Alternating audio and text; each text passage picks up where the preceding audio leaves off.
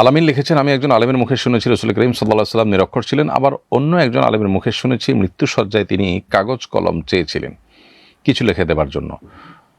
বিষয়টিতে আমি কিছুটা দ্বিধাগ্রস্ত, অনুগ্রহপূর্বক যদি ব্যাখ্যা করতেন। প্রিয় আলামিন ভাই, আপনার প্রশ্ন উত্তর হলো যে নবী করিম সাল্লাল্লাহু আলাইহি ওয়াসাল্লাম উম্মি ছিলেন, এটি সত্য। অর্থাৎ তিনি কোনো কিছু লেখা দেখে পড়তে পারতেন না, আবার খুব ভালো করে লিখতে পারতেন না। নবী করিম সাল্লাল্লাহু আলাইহি ওয়াসাল্লামের বিষয়ে এই যে তিনি উম্মি ছিলেন, এটি আল্লাহ তাআলার একটি বিশেষ পরিকল্পনার অংশ। পৃথিবীর সবকিছু আল্লাহর পরিকল্পনার অংশ, তবে এটা আল্লাহ তাআলার বিশেষ পরিকল্পনার অংশ। কারণ নবী করিম সাল্লাল্লাহু আলাইহি ওয়াসাল্লাম তিনি যদি অন্য 10 জনের মতো লেখাপড়া জানতেন, তাহলে সেক্ষেত্রে আরবের মুশরিকরা বলতে পারত যে তিনি যে কোরআন উপস্থাপন করেছেন, মানুষের সামনে হাজির করেছেন, এটা তিনি বিভিন্ন সাহিত্য থেকে শিখেছেন অথবা নকল করেছেন ইত্যাদি ইত্যাদি। উম্মি হওয়ার কারণে তার উপরে এই কথা বলার কোনো সুযোগ আর থাকলো না। ফলশ্রুতিতে কোরআনের মতো এরকম অলঙ্কারপূর্ণ, সাহিত্যপূর্ণ, এরকম অলৌকিক মহাগ্রন্থ তার মতো মানুষ দ্বারা আসাটা, এটা তার নবুওয়াতের একটি দলিল, বহু দলিলের মধ্যে থেকে একটি দলিল। তো এই জন্য নবী করিম সাল্লাল্লাহু আলাইহি ওয়াসাল্লাম উম্মি ছিলেন, এটি সত্য। সেই সাথে আপনি যে ঘটনার কথা বলেছেন যে আরেকজন আলেমের কাছ থেকে শুনেছেন যে নবী সাল্লাল্লাহু আলাইহি ওয়াসাল্লাম মৃত্যুশয্যায় কাগজ কলম চেয়েছেন কিছু লেখার জন্য। কাগজ কলম বলতে তখন লেখার জন্য যা আছে আর কি, সেটা আজকের যে আধুনিক যুগের যে কাগজ, সেটা তো না। তো এই যে লেখার সরঞ্জাম তিনি চেয়েছেন, এটি সত্য। প্রশ্ন হলো তাহলে তিনি কেন চেয়েছেন?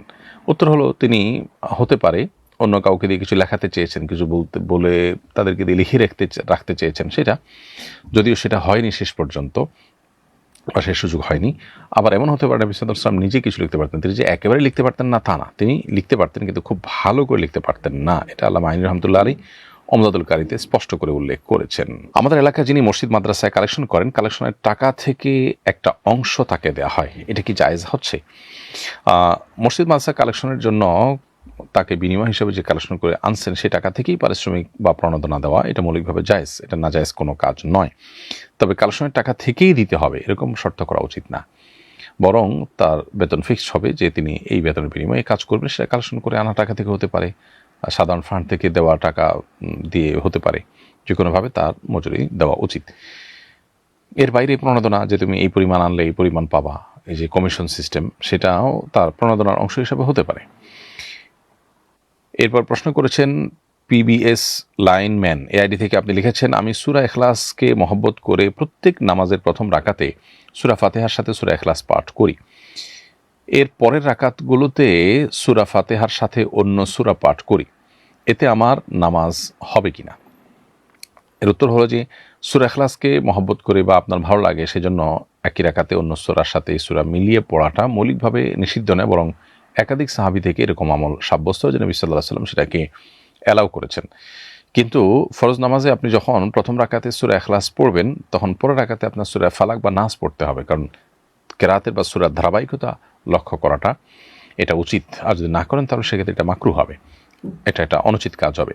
তো এই জন্য আপনার সূরা ইখলাস যদি পড়েন তাহলে পরের রাকাতে ফালাক নাস পড়তে হবে। হ্যাঁ, নফল নামাজ হলে এদিক সেদিক আপনি করতে পারেন, এবং আপনার সূরা ইখলাস যদি পড়েনও তাহলে সেক্ষেত্রে আপনি দ্বিতীয় রাকাতে পড়লেন অন্য সূরার সাথে, আর প্রথম রাকাতে আপনি এমন করে সূরা পড়লেন যেটা সূরার দিক থেকে উপরের দিকে, অর্থাৎ শুরুর দিকে, তাহলে সেক্ষেত্রে ধারাবাহিকতা বরখেলাফ হওয়ার যে শঙ্কা সেটি আর থাকবে না।